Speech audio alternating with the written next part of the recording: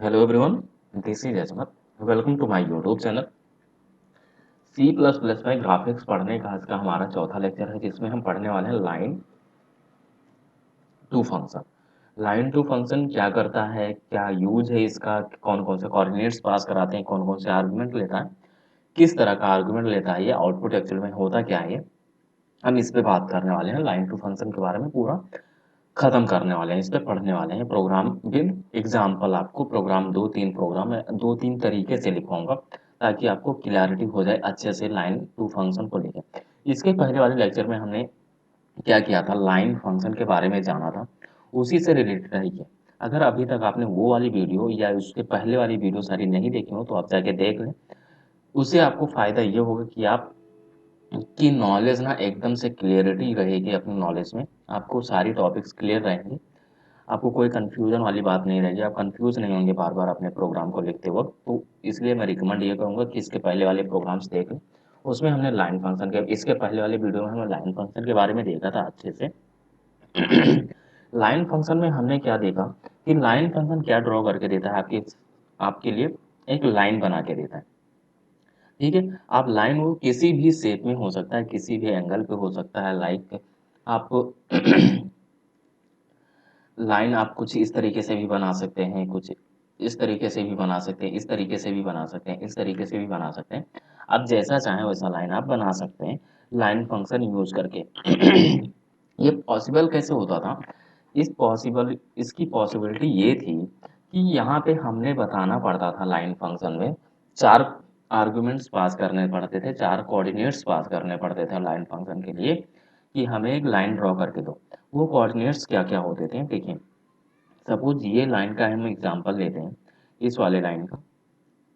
तो इस वाले लाइन के लिए इनिशियल स्टार्टिंग पॉइंट इसका आपका ये है और एंड एंगल इसका ये है।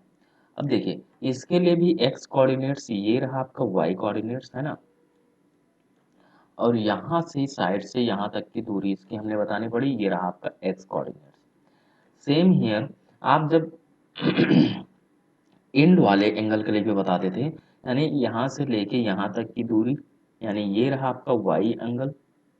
एक मिनट रुक जाओ आप, मैं एक से इरेज कर देता हूँ ताकि आपको समझ में आ जाए, है ना। तो ये रहा आपका वाई एंगल, और यहाँ से यहाँ तक की दूरी आपकी क्या हो गई, एक्स एंगल।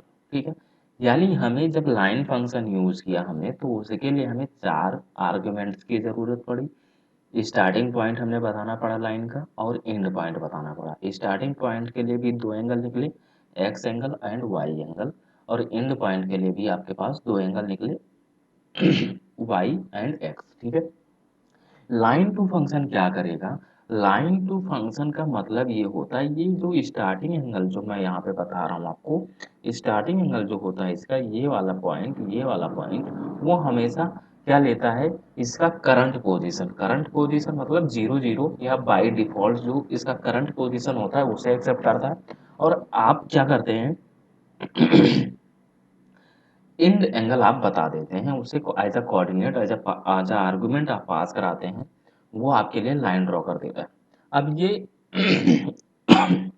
सॉरी, आपके लिए मतलब ये करंट पोजीशन क्या है, डिफॉल्ट पोजीशन कैसे ये इसे पता चलेगा, वो होता क्या है देखिए। यहाँ पे मैं बताऊं अगर कि एक मिनट, मैं नया पेज ले लेता हूँ ताकि आपको समझ में आ जाए।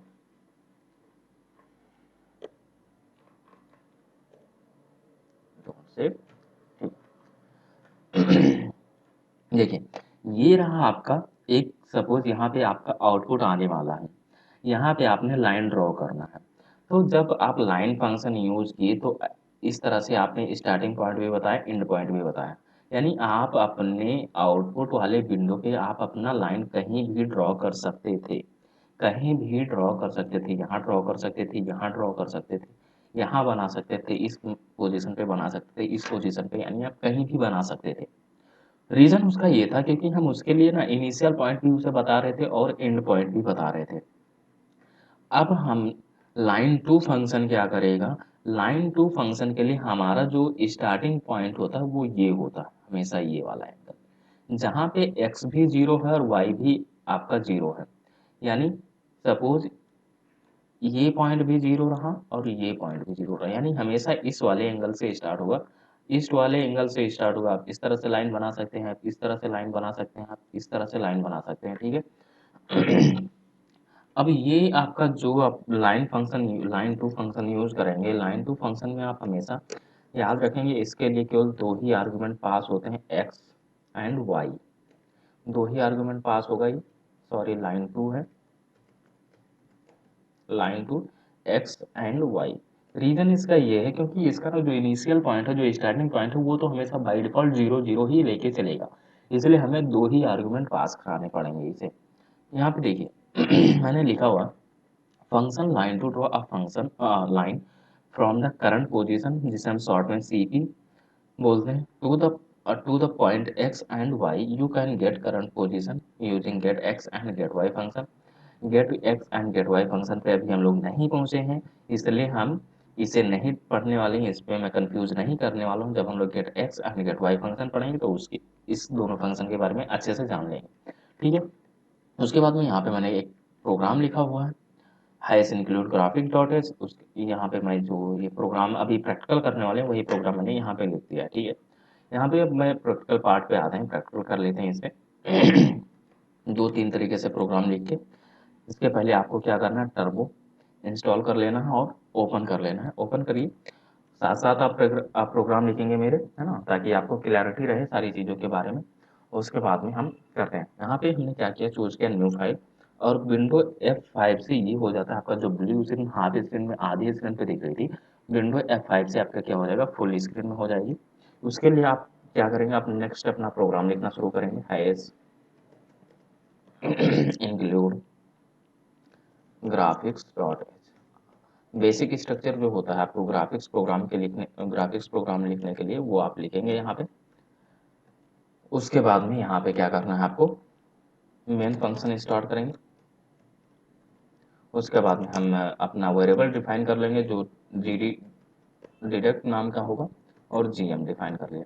उसके बाद में हम यूनिटी ग्राफ फंक्शन यूज करके हम क्या कर देंगे, अपने कंसोल विंडो को टेक्स्ट मोड से हम किसमें करा देंगे, अपने ग्राफिक्स मोड में इनिशियलाइज करा देंगे, ठीक है, address of GM.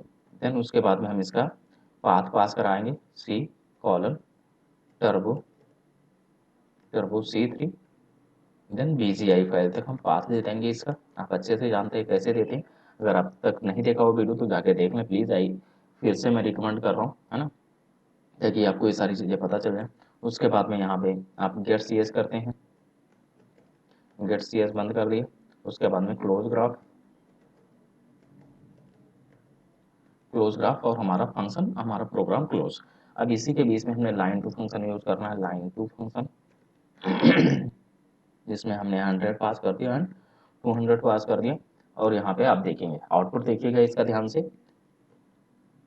Initial point जो यहाँ पे हमेशा आपका किससे चिपका हुआ आएगा, 0 0 से ही मिलके हुआ आएगा। आप कहीं से आप कोई भी प्रोग्राम यहाँ पे आप यहाँ से ये ना लेके आप दूसरा ले लें, लाइन टू फंक्शन ले लें, और यहाँ से 150 से लेके 250 तक की लाइन हमने ड्रॉ करनी है। कोऑर्डिनेट्स हमने पास कर दिया इसे और एंटर रन करा दिया, और ऊपर वाले फंक्शन को हमने कमेंट कर दिया ताकि वो रन ना हो जाए ना साथ साथ, ठीक है। उसके बाद में रन कराया इसे प्रोग्राम को। देखिए यहाँ पे सेम आप हमेशा देख रहे होंगे कि जो हमारा स्टार्टिंग पॉइंट है, जहाँ से हमारा फंक्शन सॉरी लाइन स्टार्ट हो रहा है, वो हमेशा एक ही पॉइंट से, एक ही कोऑर्डिनेट से स्टार्ट हो रहा है। उसके बाद में हम यहाँ से जो भी हम लाइन ड्रॉ करना चाहें वो ड्रॉ कर सकते हैं। इस तरह से आपका लाइन टू फंक्शन काम करता है ना।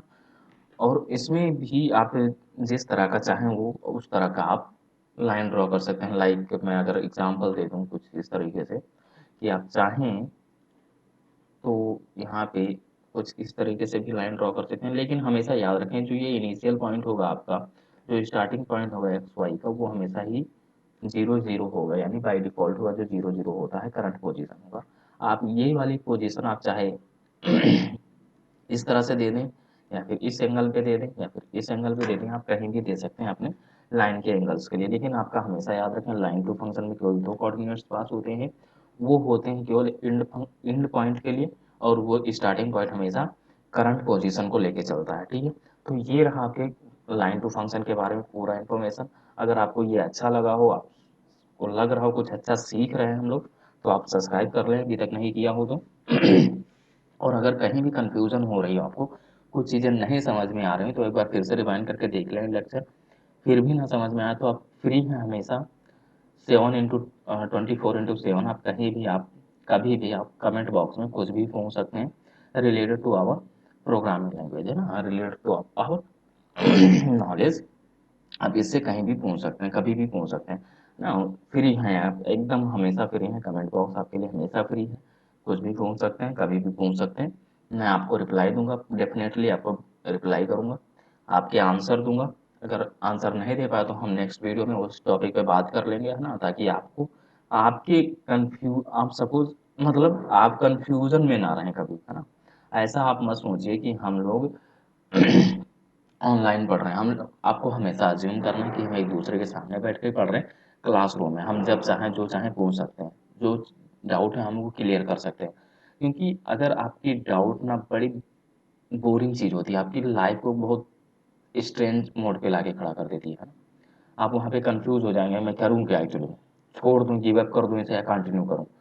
अगर गिव अप करते हैं तो बहुत सारा नुकसान कर लेते हैं अपने आप का, और अगर गिव अप नहीं करते हैं तो आपका बहुत सारा टाइम लग जाता है उसे मैनेज करने में, कवर करने में। तो आप साथ-साथ अपने डाउट को क्लियर करते रहिए, है ना? इसलिए ताकि आप आगे कहीं कन्फ्यूज़ ना हो, आगे आपको चल के कोई प्रॉब्लम ना हो।